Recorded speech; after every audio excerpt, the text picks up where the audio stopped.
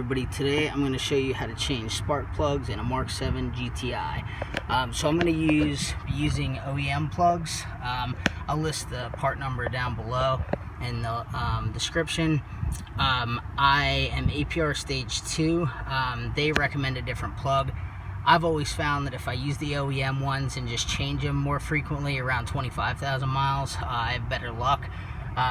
The other spark plugs, you're going to change them more frequently, but I've had some issues with them in the past. So these run a little bit better for me consistently for around 25,000 miles. So a couple things you're going to need. I have a torque wrench that goes pretty low in Newton meters, a ratchet, a spark plug socket, 10 millimeter, and a long extension, and then probably a bolt tray to hold stuff. So let's get to it. So first thing we're going to do is take off the engine cover. Really easy. Just grab it and pop it. Pops off, and then you're going to see right there, that'll come in handy later on. That's how it'll go back on. So if you start on this side and then lay it across and catch that and that and that one, it'll lay right down for you. Okay, so next thing we're going to do is we're going to take these 10 millimeter bolts off. We're going to take the grounds off of all the coil packs. They'll come off pretty easily.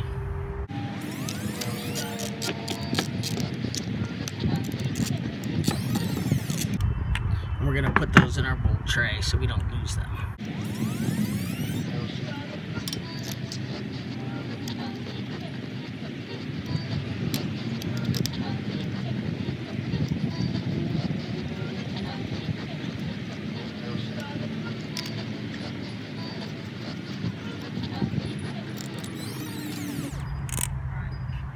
Alright, so next we're going to take these 10 millimeter bolts off. I'm not going to take them all the way out yet. I'm actually going to pop the coil packs off while those are still on, so the coils don't move all over the place while we're trying to get them off. So okay, so to remove these electrical connectors, it's going to help.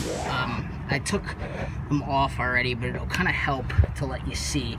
So what needs to happen is you need to push down toward it, pull back on this tab, and then you pull up. So we're going to push down here, back on this, and then pull the whole thing up. And I'll pull it off and I'll kind of show you how it actually looks on the inside. It's a little more.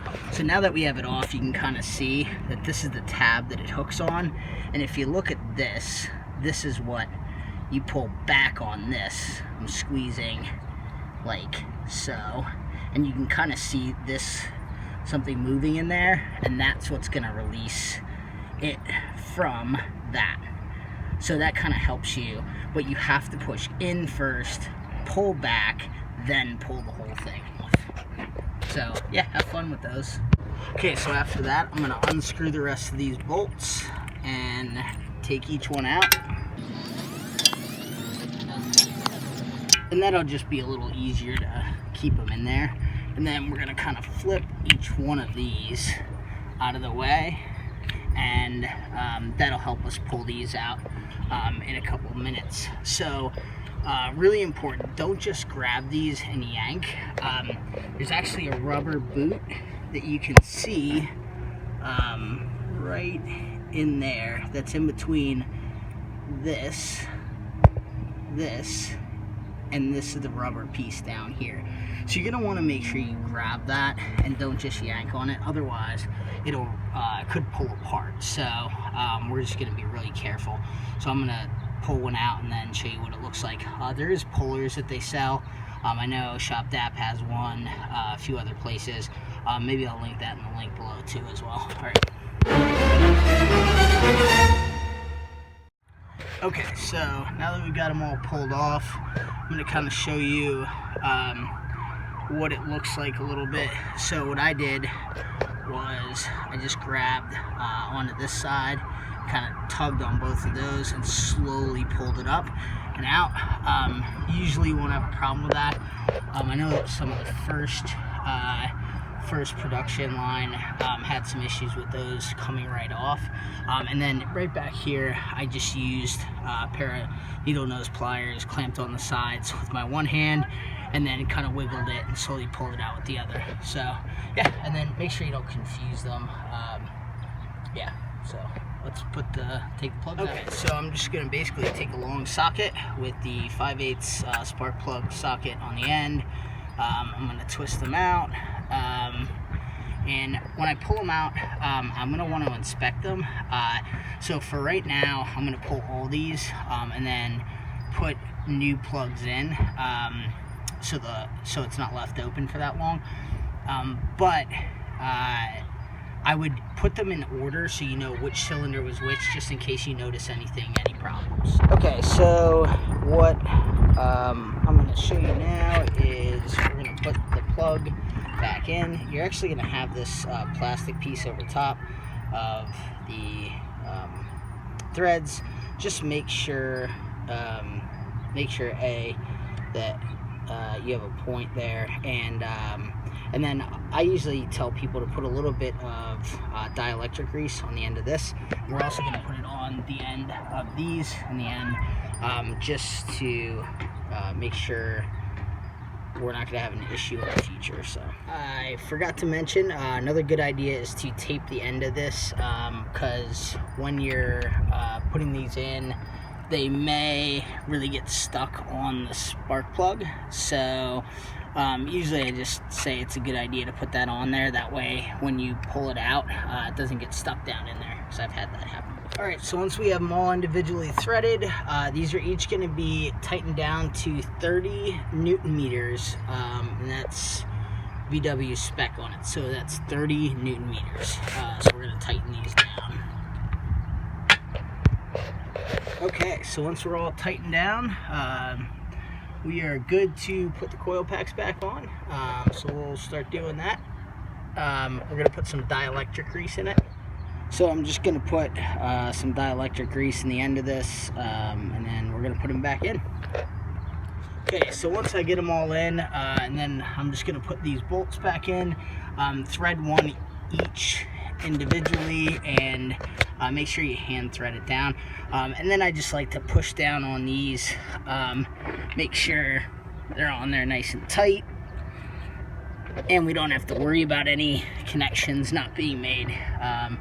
So yeah, so now we're gonna torque these. Okay, so you're just gonna want to line all these up, make sure they're all lined up before you snap each one in. You're just gonna want to snap them down until you hear that click. So when you're tightening these down, you don't need to go super tight. Just, you know, make sure they're snug. They're not holding anything down as far as like the structure goes. It's basically making sure these coil packs don't move. So we're going to put all these grounds back on and do the same thing with the ground nut. Okay, so we're going to want to check out our spark plugs after we're all done. Let me see if I can get this kind of focused. So you kind of want to look for like a grayish tan color at the end of the plug up here.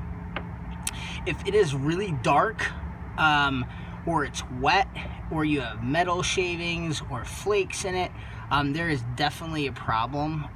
You can definitely tell if it's running too rich or lean. If it's lean, it's going to be really shiny, and it just means it's running not at optimal temperature. But you're just going to want to pay attention to these, especially if you're running on the track.